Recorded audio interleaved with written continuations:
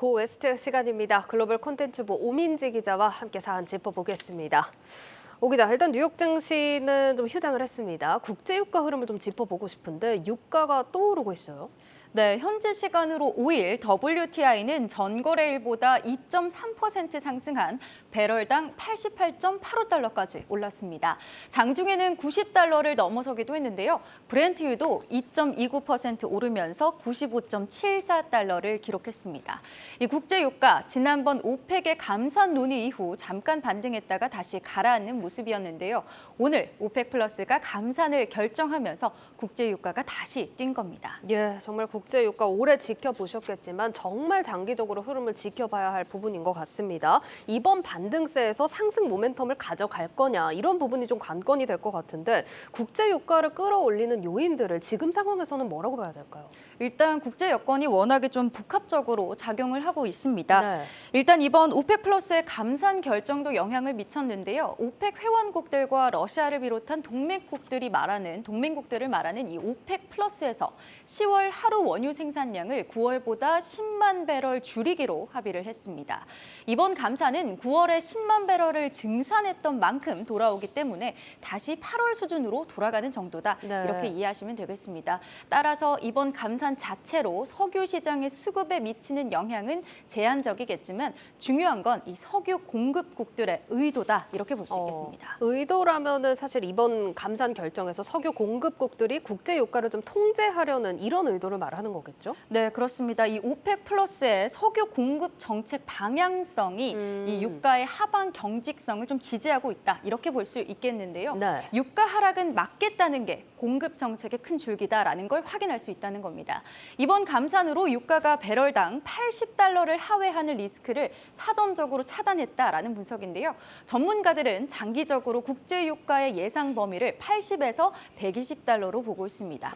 이런 박스권에서 유가가 움직인다면 에너지 투자에 있어서는 현재 WTI가 80달러 수준이기 때문에 네. 이 투자가 유의미할 수 있다. 이런 분석입니다. 알겠습니다. 80에서 120달러 좀 상당히 폭이 크다라고 할 수가 있는 만큼 유가 흐름 좀 민감하게 체크를 하셔야겠습니다. 유가 관련한 월가 분석 조금 뒤에 살펴보도록 하고 일단 지금 석유 공급도 불안한데 천연가스 공급도 좀 불안정한 상황이죠? 네, 이번에도 역시나 좀 러시아가 문제가 됐습니다. 네. 지난 2일에 가동 재개를 하루 앞두고 돌연 가스관에 문제가 생겼다면서 러시아가 이 중단 기간을 연장을 한 겁니다. 이 가스관은 기존에 러시아에서 유럽으로 수출되는 가스의 3분의 1을 담당해 왔는데요. 러시아가 가동을 중단하기 전에도 공급량은 평소에 20%밖에 되지 않는 수준이었다고 합니다. 따라서 영국 가디언에 따르면 현재 유럽 내 가스 가격이 작년보다 무려 400%나 올랐습니다. 이런 상황에 공급 중단 기간이 더 늘면서 가스 공급이 더 불안해지고 있는 겁니다. 가스 공급은 사실 불안한 상황입니다. 수요도 한번 체크를 해보도록 할 텐데 일단 경기 침체 우려감 때문에 수요가 좀 줄어들 거다 이런 전망도 많았잖아요. 어떻습니까 지금은? 이 글로벌 경기 침체가 실제로 가시화되고 있기 때문에 이 수요가 둔화하면서 국제 유가가 하방 압력을 받고 있긴 합니다.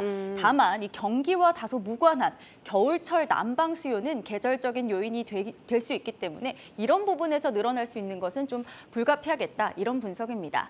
이 에너지 대란을 충분히 부추길 수 있는 요소로 이 난방이라는 요소를 확인하셔야 된다는 건데요. 앞서 보신 대로 석유와 가스 공급 차원에서도 불안한 요소가 산재해 있는데 수요는 늘어날 것이 뻔하다라는 게 현재 시장의 분석입니다. 네, 정리를 해보면 에너지 대란은 계속해서 이어질 가능성이 높다라는 분석으로 정리를 해볼 수가 있겠습니다. 자, 그러면 에너지주 투자 사실 좀 오래되긴 했지만 아직까지 그러면 관심을 가져도 괜찮다라고 봐도 될까요? 네, 이 월가에서도 에너지주에 대해서 유망 투자처로 좀 예의주시하고 있는 모습입니다. 특히 이번 3분기에는 미국 기업들이 실적 감소 국면에 본격적으로 돌입할 것이다. 이런 전망이 많이 나오고 있는데요. 때문에 이 에너지주가 선전을 하게 된다면 더 눈에 띌 수 있는 부분입니다. 이 글로벌 금융정보 업체인 팩트셋에 따르면요. 3분기 미국 기업들의 주당 순이익 추정치가 2.5% 감소할 것이다 라고 나타났습니다. 3분기에 미국 기업들의 기업의 실적이 그만큼 둔화될 것이다라는 겁니다. 이에 반해서 미국 컨설팅 회사인 레블리어 컨설팅 회사에서는요, 이 에너지 업종은 애널리스트들의 실적 추정치가 인하되지 않은 유일한 업종이다. 따라서 실적 추정치가 여전히 좋은 유일한 업종이다. 이렇게 평가를 한 겁니다. 네. 이 에너지 업종이 가장 높은 매출과 실적을 기록할 것이다. 라면서 어느 때보다 중요한 시기다. 이렇게 강조를 한 겁니다. 네, 3분기 일단 미국 기업 실적 전망치가 좀 부진하게 발표가 되고 있는 반면에 에너지주에 대한 전망 굉장히 상반된 전망들이 나오고 있습니다. 자, 근데 올해 이미 또 에너지주들이 많이 올라 있는 상황입니다. 여기서 사실 더 오른다라고 보는 거예요, 월가에서는? 일단 우리 서학개미들이 굉장히 많이 알고 있는 에너지주 바로 워런 버핏이 투자했던 옥시덴탈 페트롤리움인데요. 네. 이제 먼저 좀 정답이 나와버렸는데 무려 120%나 올랐습니다. 이렇게 많이 올랐는데 여전히 상승 모멘텀이 끝나지 않았다. 이렇게 보는 것이 맞겠다는 게 이 월가의 분석입니다. 이 올해 에너지주들의 주가 상승률을 한번 살펴보겠습니다. 말씀드린 것처럼 옥시덴탈 페트롤리움이 120%를 기록했고요.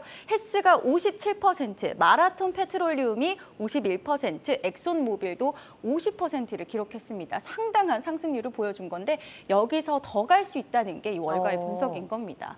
이 에너지 사이클에 따라서 움직이는 에너지주가 주가 흐름을 보이는 만큼 이 에너지 사이클이 끝나지 않았고 또 정유사 실적과 직결되어 있는 정제 마진 역시도 꾸준히 개선되고 있거든요. 이런 부분에서도 이 주가 상승을 기대할 수 있다라는 겁니다. 에너지주들이 사실 이렇게 좋은 전망이 나오고 있습니다. 원자재도 한번 질문을 드려보고 싶어요. 원자재 관련주들은 좀 전망이 어떤가요? 역시 좀 에너지 원자재도 주목해 보시면 좋겠습니다. 여기 에너지 원자재 자체에도 관심을 가져보라는 조언이 나오고 있는데요. 골드만삭스는 현재 소유할 수 있는 최고의 자산이 원자재다라고 꼽았습니다.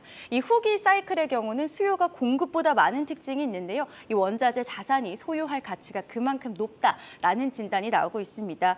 이 미국 기업의 실적이 3분기에는 다소 약화될 수 있다라는 우려가 나오고 있는데 그중에서도 에너지주는 여전히 견조하다라는 분석입니다. 이 투자 기회로 삼을 수 있도록 에너지주 흐름에 대해서 계속해서 관심 가져보시면 좋겠습니다. 네, 이렇게 유가 상승세를 보인 가운데 장기 사이클을 가져갈 수 있을 것인지 월가의 분석 들어봤습니다. 고웨스트 글로벌 콘텐츠부 오민지 기자와 함께했습니다.